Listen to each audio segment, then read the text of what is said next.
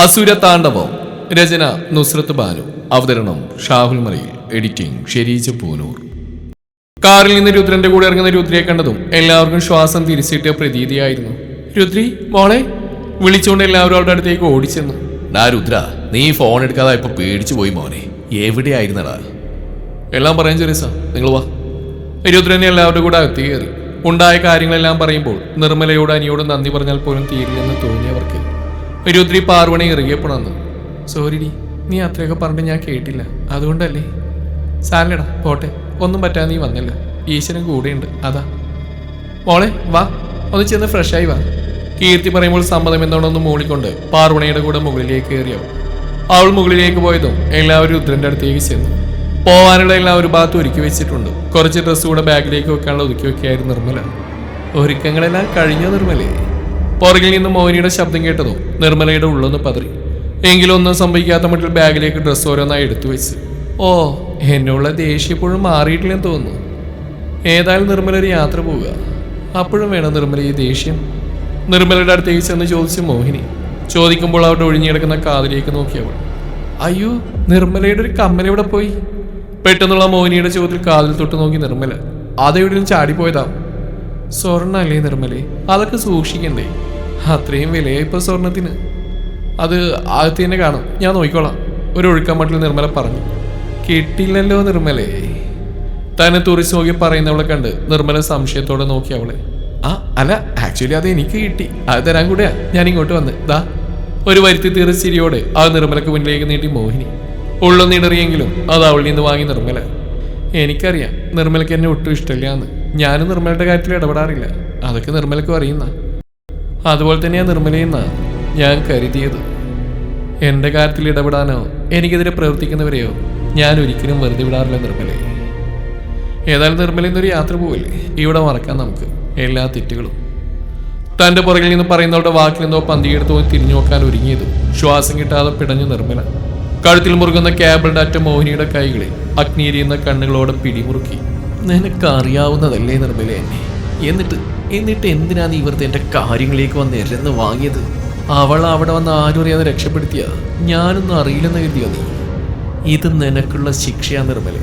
നീ ഏതായാലും പോവല്ലേ, അപ്പൊ എന്തെന്നേക്കുമായി പോകുന്ന നല്ലത്. എന്നെ വേദനിപ്പിച്ച ഒരുത്തിനെ ഞാൻ വെറുതെ വിട്ടിട്ടില്ല നിർമ്മലേ. പിന്നെയാണോ നീ? അപ്പൊ ഗുഡ് ബൈ പറഞ്ഞുകൊണ്ട് കഴുത്തിലെ കേബിൾ ഒന്നുകൂടെ മുറുക്കി.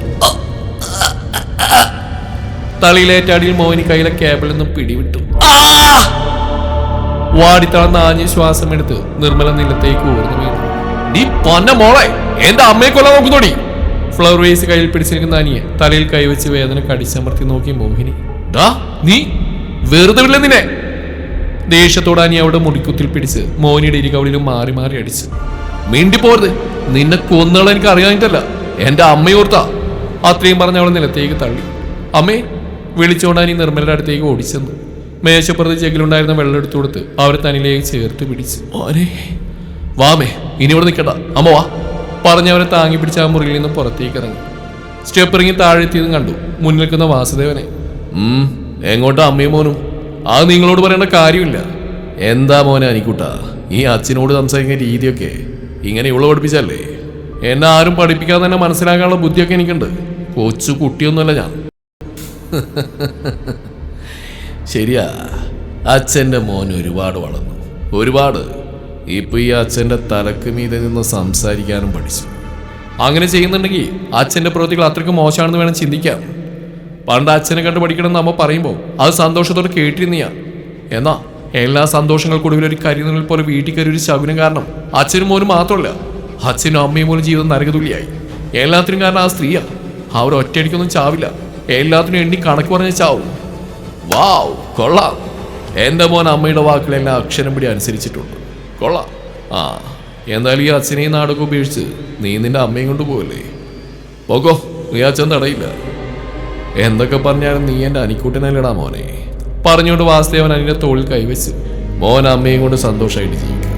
അച്ഛനെന്തെങ്കിലും പറഞ്ഞിട്ടുണ്ടെങ്കിൽ അതൊക്കെ അങ്ങ് ക്ഷമിച്ചേക്ക് മോനെ. എൻ്റെ മോൻ എല്ലാവിധ അനുഗ്രഹം ഉണ്ടാവും പറഞ്ഞുകൊണ്ട് അവനെന്ന് വാരിപ്പണന്നു. ഒരു നിമിഷം പഴയ തൻ്റെ അച്ഛനോർത്ത് അവൻ്റെ ഉള്ളൊന്ന് പിടഞ്ഞെങ്കിലും തൻ്റെ കയ്യാൽ അയാളെ ഒന്ന് ഇറുകിയപ്പെടുന്നു അവൻ. അനിയുടെ അലർച്ചയും അവന്റെ ചുവന്ന് നിറഞ്ഞു ഇറങ്ങിയ കണ്ണുകളും കണ്ട് നിർമ്മല പകപ്പോടെ നോക്കി. അവന്റെ വസ്ത്രത്തിൽ പടരുന്ന രക്തം കണ്ടത് നിർമ്മല സ്തംഭിച്ചു പോയി. ആ അനിമോനെ അലറി വിളിച്ചു നിർമ്മല. വാസുദേവന്റെ കയ്യിൽ മൂർച്ചേറിയ കഠാര അനിയുടെ വയറിലിട്ട് തിരിച്ചു കറക്കി വീണ്ടും ആഞ്ഞു കുത്തിയ അയാൾ. അച്ഛന്റെ പൊന്നുമോനെല്ലാം മറന്നു പോക്കോ മറ്റൊരു ലോകത്തേക്ക് എന്ന് നീ എനിക്ക് മുകളിൽ സംസാരിക്കാൻ തുടങ്ങിയോ അന്ന് ഞാനിത് ചെയ്യേണ്ടതായിരുന്നു. തനിക്ക് ദോഷാവുന്ന അമൃതായാൽ പോലും അത് എടുത്തു കളയണമെന്ന്. ഇനി എന്റെ മോ സന്തോഷത്തോടെ പോയി ഉറങ്ങിക്കോ. അവന്റെ മുഖത്തേക്ക് നോക്കി പറഞ്ഞുകൊണ്ട് അവന് നിലത്തേക്ക് തള്ളിയിട്ടു. മോനെ അനി, മോനെ! ഭ്രാന്തിയെ പോലെ അവനെ വാരിപ്പുണെന്ന് നിർമ്മല അലറിക്കരഞ്ഞു. രാവിലെ കാവിൽ നിന്ന് അകത്തേക്ക് കയറി ഒരുങ്ങുമ്പോഴാണ് ശങ്കർ ഓടി വരുന്ന രുദ്രൻ കാണുന്നത്. രുദ്ര എന്താടാ നീ വന്നേ പറയാൻ. ശങ്കർ അവനെയും വിളിച്ച് പുറത്തേക്ക് പോയി. കാറിൽ നിന്നിറങ്ങി റെയിൽവേ ട്രാക്കിലേക്ക് ശങ്കറിന്റെ കൂടെ നടക്കുമ്പോഴേ കണ്ടു കൂടി നിൽക്കുന്ന ജനങ്ങളെയും പോലീസുകാരെയും. ഒരു പായിൽ ഒരു ബോഡിയുടെ കഷ്ണങ്ങൾ കൂട്ടിപ്പെറുക്കി വെച്ചിട്ടുണ്ട്. ഇത് അനിരുദ്ധന്റെ ബോഡിയാ. ബോഡി എന്ന് പറയാനൊന്നുമില്ല. പോലീസ് എത്തിയപ്പോഴേയും പട്ടികളും മറ്റേറെ കുറെ ബാക്കി പറയാൻ കഴിയാൻ നിർത്തി ശങ്കർ. ഇതിനടുത്തൊരു സ്ത്രീ മോനെ എന്ന് വിളിച്ച് കരയുന്നുണ്ടായിരുന്നു. അവരുടെ അവസ്ഥ ഒരു മനോരോഗ്യ പോലെ ആയിരുന്നു എന്നാ ആളുകൾ പറഞ്ഞു. അവർ പോലീസ് അടുത്തുള്ള മെന്റൽ ഹോസ്പിറ്റലിലേക്ക് മാറ്റിയിട്ടുണ്ട്. സംശയം തോന്നി ഞാൻ ചെന്ന് നോക്കി. അത് നിർമ്മലയാ, അനിയുടെ അമ്മ. ഇന്നലെ രുദ്രയെ രക്ഷിച്ചതിന്റെ പ്രതിഫലമാവാം. ശങ്കർ പറയുമ്പോൾ വല്ലാത്തൊരു നിർവികാരതയോടെ കേട്ടു നിന്ന് രുദ്രൻ. വാ നമുക്ക് പോവാം. രുദ്രൻ ശങ്കർ നോക്കി പറഞ്ഞു. അവിടുന്ന് തിരിഞ്ഞടന്നു. ഹോസ്പിറ്റലിൽ ഒരു ബെഡിലായി ബോധമില്ലാതെ കിടക്കുന്ന നിർമ്മലയെ കണ്ട് രുദ്രന് വല്ലാത്ത വേദന തോന്നി. അവരുടെ കാലിൽ ചെങ്ങല കെട്ടിയിട്ടുണ്ട്. പതിയെ അവരുടെ കൈകളിലൊന്ന് ചേർത്ത് പിടിച്ചവൻ. Hi mister Rudradev, I am doctor Vimal Kumar. ഇയാൾ നേരത്തെ വന്ന കാര്യങ്ങളെല്ലാം പറഞ്ഞു. ബട്ട് ഈ സ്ത്രീ ഇപ്പോൾ നോർമലല്ല. ഉണർന്നാൽ ആളാകെ വയലന്റ് ആണ്. അവനെ മയക്കിയെടുത്തിരിക്കുക. അധികം വൈകാതെ തന്നെ സെല്ലിലേക്ക് മാറ്റും. ഈ കണ്ടീഷനിൽ പുറത്തെടുക്കുന്ന അപകട. ഡോക്ടർ, ഇവരെ ഞാൻ കൊണ്ടുപോയിക്കോളാം. നിങ്ങൾ എന്തൊക്കെയാ പറയുന്നത്? ആ സ്ത്രീ അത്രയ്ക്ക് വയലന്റ് ആണ്. ഇപ്പം നിങ്ങൾ മയക്കി നിർത്തിയില്ലേ? അതുപോലെ ഇന്നത്തെ ഒരു ദിവസം മുഴുവൻ അവരിതുപോലെ കിടത്തണം. അവരെ സുരക്ഷിതമായിട്ട് ഞാൻ കൊണ്ടുപോയിക്കോളാം. വേണ്ട ചികിത്സയും ഞാൻ തന്നെ നൽകിക്കോളാം. സർ, അത് പോലീസിൽ അറിയിക്കാതെ നിയമപരമായിട്ടുള്ളതെല്ലാം ഞാൻ നോക്കിക്കോളാം. നിങ്ങൾക്കും നിങ്ങളുടെ സ്ഥാപനത്തിന് ഒരു കുഴപ്പം വരില്ല. അങ്ങനെയെങ്കിൽ ഓക്കെ. ബട്ട് ഈ സ്ത്രീയുടെ മുഴുവൻ ഉത്തരവാദിത്വം നിങ്ങൾ ഏറ്റെടുക്കുന്ന തെളിവായിട്ട് പേപ്പറിൽ എഴുതി സൈൻ ചെയ്യണം. Okay doctor. Okay mister Rudradev. Shankar, എന്താടാ? നീ അഗസ്തി കൂടത്തിലേക്ക് വിളിക്ക്. സ്വാമി വിളിച്ച കാര്യങ്ങൾ പറ. നമ്മൾ ഉടനെ വരുന്നുണ്ടെന്നോ. ഓക്കേടാ, ഞാനിപ്പോൾ തന്നെ വിളിക്കാം.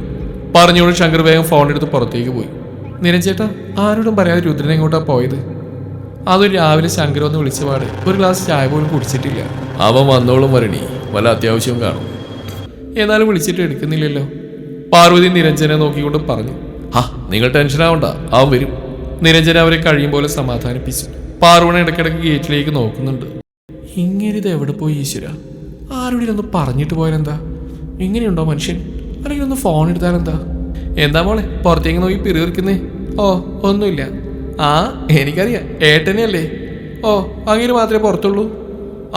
ഇപ്പം എൻ്റെ ഏട്ടൻ മാത്രമേ പുറത്തുള്ളൂ. പാർവണ രുദ്രി പറയുന്ന കേട്ട ഭാവം നടിക്കാതെ തിരിഞ്ഞ്. അല്ല, നിനക്കെന്താ ഐസ്ക്രീം വാങ്ങിക്കാൻ പോകണ്ടേ? ചെല്ല്. വേണ്ട മോളെ, ഇനി ഈ ജന്മത്തിൽ ഐസ്ക്രീം കഴിക്കാനുള്ള കൊതി പോലും ഇല്ല. ആരേലും പറഞ്ഞിട്ട് കാര്യമില്ല, ഇതുപോലെ കിട്ടുമ്പോഴേ പഠിക്കും. നീ എന്നെ കുറ്റപ്പെടുത്താണോ?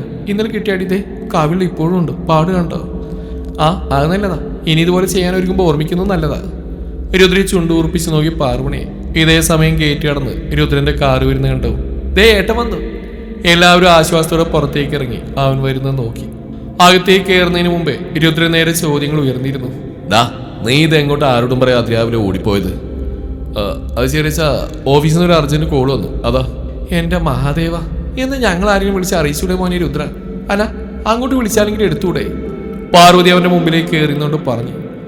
അത് ഞാൻ കുറച്ച് മീറ്റിങ്ങും കാര്യങ്ങളും. ഇത്രയ്ക്ക് വലിയ തിരക്ക് പിടിക്കാൻ ഏട്ടൻ കളക്ടറാണല്ലോ. രുദ്ര അവൻ നോക്കി ചിരിച്ചുകൊണ്ട് പറയുമ്പോഴും ഉള്ളിലെ പേമാരി മറച്ചു പിടിച്ചു അവൻ. മോനെ ചെന്നൊന്ന് ഫ്രഷായി വാ. എന്ത് കോലാടാ ഇതൊക്കെ? രാവും പകലില്ലാത്ത നിന്റെ ഓട്ടം നിന്റെ ശരീരത്തെയും ബാധിക്കില്ലേ മോനെ? എനിക്ക് കുഴപ്പമൊന്നുമില്ല ചെറിയമ്മേ, ഞാനൊന്ന് ഫ്രഷ് ആവട്ടെ. അതും പറഞ്ഞ് മുകളിലേക്ക് കയറി അവൻ. അവന്റെ പോക്കിലെന്തോ പന്തികേട് തോന്നി നിരഞ്ജനും നന്ദനും. അതുകൊണ്ട് തന്നെ എല്ലാവരും അകത്തേക്ക് പോയതും ഇരുവരും പുറത്തേക്ക് നോക്കി. കാറിലിരിക്കുന്ന ശങ്കറിനെ കണ്ടതും ഇരുവരും സംശയത്തോടെ അവന്റെ അടുത്തേക്ക് ചെന്നു. ആദ്യമൊന്നും മടിച്ചെങ്കിലും പിന്നെ അവരോട് നടന്നെല്ലാം പറഞ്ഞു ശങ്കർ. നിരഞ്ജ, സ്വന്തം ചോരയെ പോലും കൊല്ലാൻ മടിക്കാത്തൊരു കൂട്ടം. എങ്ങനെ കഴിയും നിരഞ്ജ ഇവർക്കൊക്കെ? സൂക്ഷിക്കണം നന്ദ. അതേ നിരഞ്ജ, നമ്മൾ കരുതിയതിനേക്കാൾ അപകടകാരികളാവര്. നീ വാ, നമുക്ക് രുദ്രനോട് പോയി സംസാരിക്കാം. അവരിനി എന്തൊക്കെയാ കണക്കൂട്ടി വെക്കുന്നത് പറയാൻ കഴിയില്ല. തന്റെ തലയിലൂടെ വെള്ളം ശരീരത്തിലേക്ക് ഊർന്നു വീഴുമ്പോൾ മോനെ എന്ന നിർമ്മലയുടെ വിളി അവന്റെ കാതുകളിൽ മുഴങ്ങിക്കൊണ്ടിരുന്നു. ഇരുകണ്ണുകളും വലിച്ചു തുറക്കുമ്പോൾ അവന്റെ കണ്ണുകൾ ചുവന്ന് കലങ്ങിയിരുന്നു. 2 ദിവസം പതിവ് പോലെ കടന്നുപോയി. രാവിലെ ഓഫീസിൽ പോകാൻ ഇറങ്ങുമ്പോഴാണ് രുദ്രയും പാർവണിയും നീരജും 3 പേരും തന്നെ കാത്തിന്നോളം താഴെ നിൽക്കുന്നത് കണ്ടത്. ഏട്ടാ, സൗമ്യമായ രുദ്രയുടെ വിളി കേട്ട് അവൻ അവരെ തുറിച്ചു നോക്കി. എന്താ രാവിലെ തന്നെ? ഏട്ടാ, അത് ഞങ്ങൾ കുറച്ച് സാധനങ്ങൾ വാങ്ങിക്കാനുണ്ടായിരുന്നു. ഞങ്ങൾക്ക് മാത്രമല്ല, ആൻറ്റിക്കും. ഏട്ടൻ തിരക്കിലല്ലേ, ഞങ്ങൾ ശങ്കരൻ്റെ കൂടെ പൊക്കോളാം. പിന്നെ നന്ദനങ്ങളും ഉണ്ട്. ഒരു പരിങ്ങളോടെ രുദ്രി ചോദിക്കുമ്പോൾ രുദ്രൻ പാർവണിയുടെ മുഖത്തേക്ക് നോക്കി. തന്നെ ഒന്ന് നോക്കുക പോലും ചെയ്യാതെ മറ്റെങ്ങോ മിഴികൾ പായിച്ചു നിൽക്കുന്നവളെ കണ്ടതും ചെറിയൊരു നീരസം തോന്നി അവന്. അപ്പോഴാണ് കുറച്ചു മാറി അവർ നോക്കിയിരിക്കുന്ന പാർവതിയെ കണ്ടത്. ഒരു പുൻസിരിയോടെ പാർവതിയുടെ അടുത്തേക്ക് ചെന്ന് രുദ്രൻ, അമ്മയ്ക്കെന്തെങ്കിലും അത്യാവശ്യമായിട്ട് വാങ്ങിക്കാനാണോ? എന്നാൽ വൈകിട്ട് ഞാൻ നേരത്തെ വരാം, കൂടെ ഞാൻ തന്നെ വന്നോളാം. എനിക്ക് അങ്ങനെ വാങ്ങിക്കാനൊന്നുമില്ല മോനെ. പിന്നെ ഇവർക്ക് പുറത്തേക്ക് ഇറങ്ങി എന്നെ കൂട്ടുപിടിച്ചു തന്നേ ഉള്ളൂ. ഈ പാർവണി, നിന്റെ അമ്മ പണിയിരുന്നുണ്ടോ? പാർവണ മാത്രം കേൾക്കെ പറഞ്ഞു രുദ്രി. എന്തായാലും ഞാൻ വൈകിട്ട് നേരത്തെ വരാം, അപ്പൊ പോവാൻ പാ. തന്റെ അമ്മയ്ക്ക് രുദ്രൻ വാക്ക് കൊടുക്കുന്ന കണ്ടതും വല്ലാതൊരു കൂശുമ്പ് തോന്നി പാർവണിക്ക്. അതെ, രുദ്രേട്ടൻ ബുദ്ധിമുട്ടി വരേണ്ട കാര്യമൊന്നുമില്ല. ശങ്കറുണ്ടല്ലോ, ഞങ്ങൾ അവരുടെ ഒപ്പം പോയിക്കോളാം. അല്ലേ രുദ്രി? അല്പം അടിച്ചായാലും അവൾ രുദ്രയെ നോക്കിയിട്ട് പറഞ്ഞു. തന്നെ പറ്റുന്നത്രയും കുത്തിപ്പറയുന്നതാണ് രുദ്രൻ മനസ്സിലായതും അവനവിടെ മുന്നിലേക്ക് വന്നു നിന്നു. ഒരു കാര്യം ചെയ്യും, നീ ശങ്കറിന്റെ കൂടെ പോയിട്ട് വന്നോ. അമ്മയെ ഞാൻ വൈകിട്ട് കൊണ്ടുപോയിക്കോളാം. അതല്ല, ഒരുമിച്ച് പോകാനും താല്പര്യമുണ്ടെങ്കിൽ വൈകിട്ട് വന്നിട്ട് പോവാം. അത്രയും പറഞ്ഞ അവൻ പുറത്തേക്ക് ഇറങ്ങിപ്പോയി. ചീറ്റിപ്പോയി അല്ലേ മോളെ പാർവണേ? അവൾ നോക്കി കളിയാക്കി ചിരിച്ച് നീരജ് രുദ്രി. ചുണ്ടുകൂർപ്പിച്ചാവാൻ പോയ വഴിയെ നോക്കി ദാവണിത്തുമ്പ് പിടിച്ച് കറക്കി അവൾ. എങ്ങോട്ടോ പോവാൻ റെഡിയായി സ്റ്റെയർ ഇറങ്ങി വരുന്ന മോഹിനിയെ കണ്ട് സംശയത്തോട് നോക്കി മഹേന്ദ്രനും അമറും. നീ എങ്ങോട്ടാ മോഹിനി രാവിലെ തന്നെ? ഡൽഹിയിൽ നിന്ന് സേട്ടുവിന്റെ മാനേജർ ആരോഗ്യം വന്നിട്ടുണ്ട്. അവളെ ഒന്ന് മീറ്റ് ചെയ്യണം, കുറച്ച് പർച്ചേസും. അല്ല, വാസുദേവനോട് ഭാര്യയും മക്കൾ പോയതിൽ വിഷമമാണോ? എന്ത് വിഷമം എൻ്റെ മോഹിനി. എനിക്ക് മുകളിൽ നിന്ന് നൃത്തമാടുന്നവനെ ഞാൻ വെറുതെ വിടാറില്ല. അത് സ്വന്തം മകനായ പോലും വെട്ടിമാറ്റേണ്ടതിനെ വെട്ടിമാറ്റിയതിന് ചെയ്യും വാസുദേവൻ. മോഹിനിയുടെ സംസാരം കേട്ടുകൊണ്ട് അങ്ങോട്ട് വന്ന വാസുദേവൻ ഒരു പുച്ഛച്ചിരിയോടെ വന്നുകൊണ്ട് പറഞ്ഞു. ഹോ, ഇപ്പോഴാണ് എനിക്കൊന്ന് ആശ്വാസമായത്. ഇന്നലെ വാസുദേവനെ കാണാതായപ്പോൾ ഞാൻ കരുതി എങ്ങോട്ടേലും. ഇല്ല മോഹിനി, ഈ വാസുദേവന് ചെയ്തതോർത്തൊരു കുറ്റബോധം തോന്നിയിട്ടില്ല. നീ അതോർത്ത് വിഷമിക്കണ്ട. എന്നാ ശരി, നിങ്ങളുടെ കലാപരിപാടികളൊക്കെ നടക്കട്ടെ, ഞാൻ പോയി വരാം. അതും പറഞ്ഞ് മോഹിനി പുറത്തേക്ക് പോയി. വൈകിട്ട് രുദ്രൻ നേരത്തെ തന്നെ പോന്നിരുന്നു വീട്ടിലേക്ക്. പുറത്തേക്ക് പോകാനായി ഒരു ബ്ലാക്ക് ട്രാക്ക് പാൻറ്റും അതിലേക്ക് ബ്ലാക്ക് ടീഷർട്ടും ഇട്ട് ഇറങ്ങി വരുന്ന രുദ്രനെ കണ്ടതോ പാർവണ അറിയാതെ ഒന്ന് നോക്കി നിന്നു. ഓഹ്, ഇങ്ങനെ ഇത് ആരെ കാണിക്കാനാ? മസിലും വിരിപ്പിച്ച് കുശുമ്പോടെ പിറുപിറുത്ത് അവൾ. ഡീ മോളെ, എൻ്റെ ഏട്ടനിങ്ങനെ രക്തം ഊറ്റി കുടിക്കാതെ. ഏട്ടനോട് ഗമയും കാണിക്കും, എന്നാൽ ആള് കാണാൻ നോക്കി രക്തം ഊറ്റി കുടിക്കുകയും ചെയ്യും. പിന്നെ രക്തം ഊറ്റാൻ ഞാൻ വല്ല ലക്ഷ്യമാണോ? ഒന്ന് പോടി. കുശുമ്പോടെയുള്ള അവളുടെ സംസാരം കേട്ട് ചിരിച്ച് രുദ്രി. മോനെ രുദ്ര, പാർവതി ഇപ്പൊ പുറത്തുകൊണ്ട് പോണോ? എന്താ ചെറിയ സാർ, അമ്മ പോന്നോട്ടെ.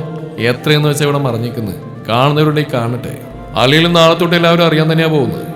നീ എന്തൊക്കെയാ മോനെ പറയുന്നേ? അതേ ചെറിയ സാർ, മഹേന്ദ്രൻ അവന്റെ അച്ഛനൊക്കെ ചതിയിലൂടെ കരസ്ഥമാക്കിയ ആദ്യങ്ങളുടെ സ്ഥാപനങ്ങളിൽ പൂർണ്ണാവകാശത്തോടെ MD ആയിട്ട് ചാർജ് എടുക്കാൻ പോവാ ഈ നിൽക്കുന്ന പാർവതി ആദിദേവ്. രുദ്രൻ പറയുമ്പോൾ എല്ലാവരിലും ഞെട്ടൽ പ്രകടമായിരുന്നു. മോനെ രുദ്ര, നീ എന്തൊക്കെയാ പറയുന്നത്? ഇതൊക്കെ എങ്ങനെ നടക്കുന്ന? നടക്കൂ എന്നല്ല, നടന്നു കഴിഞ്ഞു എന്ന് പറഞ്ഞെങ്കിൽ നാളെ അഹമ്മദിയോട് അവരിയ്ക്കുന്ന ഇരിപ്പിടത്തിൽ നാളെ മുതൽ പൂർണ്ണ അവകാശത്തോടെ ഇരിക്കുന്നത് ഈ നിൽക്കുന്ന പാർവതി ആദിദേവായിരിക്കും. അമ്മയോട് ഞാൻ പറഞ്ഞില്ലേ എനിക്ക് കുറച്ച് ദിവസത്തെ സമയം വേണമെന്ന്. അത് കഴിഞ്ഞു. അവരുടെ എല്ലാ ഇല്ലീഗൽ ബിസിനസിന്റെ അടിത്തറ നാളത്തെ സൂര്യോദയത്തോടെ തീരാൻ പോവാ.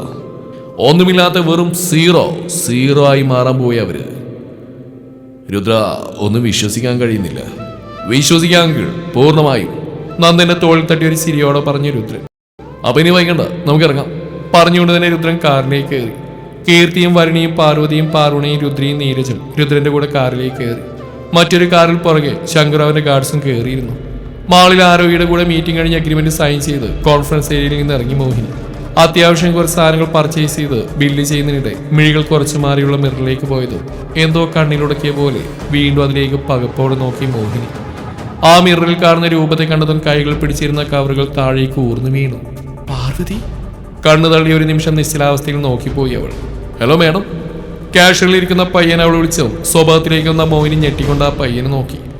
മുന്നിലേക്ക് നീട്ടിയ ബാക്കി ബാലൻസ് കണ്ടതും അത് വാങ്ങി വെപ്രാളത്തോടെ തിരിഞ്ഞു നോക്കി. ഇല്ല, ആരെയും കാണുന്നില്ല. നിലത്ത് വീണ കവറിലായെടുത്ത് ആ മിററിനടുത്തേക്ക് ഓടിച്ചെന്ന് മോഹിനി. പക്ഷെ ആരെയും തന്നെ കണ്ടില്ല. ഇല്ല, ഞാൻ കണ്ടതാ, ഇത് അവൾ തന്നെയാ. ഇല്ല, മരിച്ചുപോയവൾ എങ്ങനെ തിരികെ വന്നു? അവളൊരു ഭ്രാന്തിയെ പോലെ നാലുപാട് നടന്നു നോക്കി. എന്നാൽ അവിടെയൊന്നും പാർവതിയെ കാണാൻ കഴിഞ്ഞില്ല അവൾക്ക്. ആ അമ്മ ഇതെവിടെയാ പോയേ? ഒന്നും പറയണ്ട മോളെ, ഞാൻ നോക്കുമ്പോൾ ആര്യയെ കാണുന്നില്ല. അപ്പോൾ ദേ മറ്റേ സെക്ഷനിൽ പോയി നിൽക്കുന്നു. ഏയ് അതൊരു ചെറിയ കുട്ടി അവിടെ നിന്ന് കരയുന്നുണ്ട്. അപ്പം ചെന്ന് ചുമ്മാ നോക്കിയതാ. പാർവതി പറയുന്നിട്ട് പാർവണി ഒന്ന് പുഞ്ചിരിച്ചു. ദേ അമ്മേ, അവരോട് കാത്തു നിൽക്കുക. അമ്മക്കുള്ള എൻ്റെ സെലക്ഷൻ ഞാൻ എടുത്തിട്ടുണ്ട്. അമ്മയ്ക്ക് ഒത്തിരി ഒന്നും വേണ്ട മോളെ. അത് പറഞ്ഞാൽ പറ്റില്ല, നല്ല സാരിയും ചുരിദാർ വാങ്ങിയിട്ടുണ്ട്. ഇനി അങ്ങോട്ട് ഓഫീസിലേക്കും പോകണ്ടേ ആൻറ്റി? രുദ്രി പറയുമ്പോൾ ചെറിയൊരു പുഞ്ചിരിയിൽ മാത്രം മറുപടി ഒതുക്കി പാർവതി. രുദ്രി. പുറകിൽ രുദ്രന്റെ ശബ്ദം കേട്ടത് 3 പേരും തിരിഞ്ഞു നോക്കി. അവന്റെ കയ്യിലെ 2 ജോഡി ദാവണി സെറ്റ് കണ്ട് രുദ്രി സംശയത്തോടെ നോക്കി. ദാ ഇത് നിനക്ക് നന്നായി ചേരും പറഞ്ഞുകൊണ്ട് അവിടെ കയ്യിലേക്ക് ഒരു സെറ്റ് ദാവണി വെച്ച് നീട്ടി. വാ, അല്ലേലും എൻ്റെ ഏട്ടന് നല്ല സെലക്ഷൻ തന്നെയാ. ചിരിയോടെ പറഞ്ഞ് വാങ്ങി ദേഹത്തേക്ക് വെച്ചു. ഡാർക്ക് ഗ്രീൻ കളറിൽ ഗോൾഡൻ വർക്ക് വരുന്ന ആ ദാവണികൾക്ക് നന്നായി ചേരുന്നുണ്ടായിരുന്നു. ആന്റി ദേ നോക്കി, ഡീ പാർവതി നോക്ക്. കൊള്ളാം മോളെ, നന്നായി ചേരുന്നുണ്ട്, പാർവതി ഒരു ചിരിയോടെ പറഞ്ഞു. അമിതേ, ഇത് പാർവണിക്ക് നന്നായിട്ട് ചേരും. പിങ്കും മജന്ത കളറും ചേർന്ന് അതിൽ ഗോൾഡൻ വർക്ക് വരുന്ന ദാവണി പാർവണിക്ക് നേരെ നീട്ടിയവൾ. ശരിയേട്ടാ, ഈ കളറുകൾക്ക് നന്നായിട്ട് ചേരും. ഡീ നോക്കടി. ചിരിയോടെ രുദ്രി പറയുമ്പോൾ അത് അത്രമേൽ ഇഷ്ടപ്പെട്ടെങ്കിലും അത് പുറത്ത് കാണിച്ചില്ല അവൾ. വാങ്ങിക്കുമോളെ, രുദ്രൻ ഇഷ്ടപ്പെട്ട് കൊണ്ടുവന്നല്ലേ? പാർവതി പറഞ്ഞ് വാങ്ങിക്കാൻ കാത്തുന്ന പോലെ വേഗം ഒരു മടി മുഖത്ത് വരുത്തി തീർത്ത് അവളത് വാങ്ങി. ആ നിമിഷം അവന്റെ മുഖത്ത് വല്ലാത്തൊരു സന്തോഷം കണ്ടതും ഒരു താല്പര്യമില്ലാത്ത മട്ടിൽ അതിലേക്ക് നോക്കിയവൾ. ഈ കളർ മോൾക്ക് വേറെ ഡ്രസ്സില്ലല്ലോ, നന്നായി ചേരുന്നുണ്ട്, പാർവതി അവളെ നോക്കി പറഞ്ഞു. ആൾ രുദ്രനെ ഒന്ന് പാളി നോക്കി. അയ്യോ അമ്മേ, അത്രയ്ക്കൊന്നുമില്ല. പിന്നെ എനിക്ക് അച്ഛൻ പണ്ടുമായി തരുന്ന ഒട്ടുമിക്ക എന്തേ ഈ പിങ്ക് മജന്തയൊക്കെയാ. അന്ന് എനിക്കത് നന്നായിട്ട് ചേരുന്ന എല്ലാവരും പറയും. അതുകൊണ്ട് ഇത് അത്രയ്ക്ക് വെറൈറ്റി ഒന്നുമല്ല അമ്മേ. ഒരു ചിരിയോടെ പറയുന്നവളെ കണ്ട് അവന്റെ പുഞ്ചിരി വീണ മുഖമൊന്ന് മങ്ങിപ്പോയി. ഇഷ്ടപ്പെട്ടില്ലേ മാറ്റിയെടുക്കാം, അവൾക്ക് മറുപടി എന്നോണം പറഞ്ഞവൻ. ആ വേണ്ട, ഇത് തന്നെ മതി. മോളെ, നിനക്ക് ഇഷ്ടമായില്ലേ ഇത്? അമ്മയെ ഇഷ്ടമായില്ലെന്നല്ല പറഞ്ഞ്, അത്രയ്ക്ക് ബിൽഡപ്പ് കൊടുക്കാനൊന്നുമില്ല, വേറൊന്നുമല്ല അമ്മേ. മോൾ ഇതുപോലെ കളറിട്ട് അമ്മ കണ്ടിട്ടില്ലല്ലോ, അതുകൊണ്ടാണേലും അല്ലേലും ഇത് മോൾക്ക് പ്രത്യേക ഭംഗിയുണ്ട്. ഇനി നമുക്ക് പോയാലോ അവരുടെ അടുത്തേക്ക്? അവൾക്ക് മറുപടിയായി ഒന്ന് മൂളി പാർവതി. ശേഷം എല്ലാവരും കൂടെ വരുണിയുടെയും കീർത്തിയുടെ അടുത്തേക്ക് ചെന്നു. തുടരും ഈ കഥയുടെ ബാക്കി ഭാഗം നാളെ ഇതേ സമയം.